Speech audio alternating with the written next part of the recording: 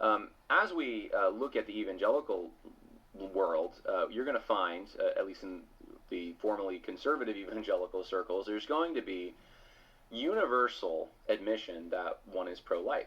People are going to confess this. I am pro-life. What does that mean, though, today? That's the question. What does that mean to be pro-life?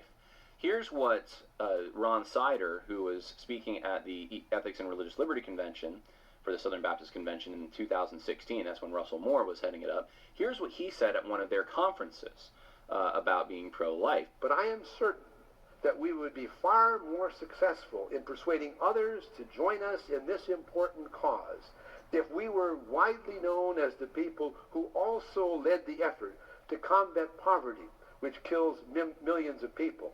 If we were also leading the effort to combat death by smoking. If we were also leading the struggle to stop the deadly effects of racism. If we were also leading the movement to prevent millions of poor people from dying from the effects of climate change. And if we were also leading the campaign to insist that even murderers are still persons made in the image of God, and therefore their lives should be respected even as we protect society from their deadly actions.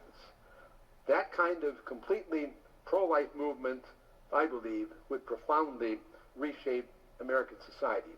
So now things like even smoking can be pro-life issues. Now, Ron Sider's been marketing this since the 80s at least.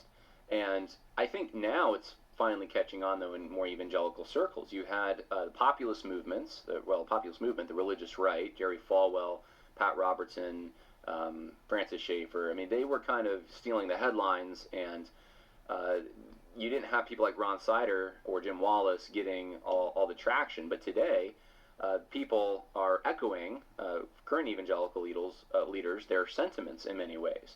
Here's one example of that. I want to give you a just clip from a very recently shown or a recently broadcasted, they call it a debate, but it's kind of a debate, kind of a discussion, but it's a debate between Karen Swallow Prior and Scott Klusendorf. And Karen Swallow Prior advocates for this completely pro-life position. Here's what she says. Now, she's not as specific in this presentation, perhaps, as Ron Sider was, but in other places she has been, and there are many others in the evangelical world who also have been. And so here's what Karen Swallow Prior has to say about being pro-life. When I came to be pro-life many years ago, it was drilled into me that we were pro-life from womb to tomb.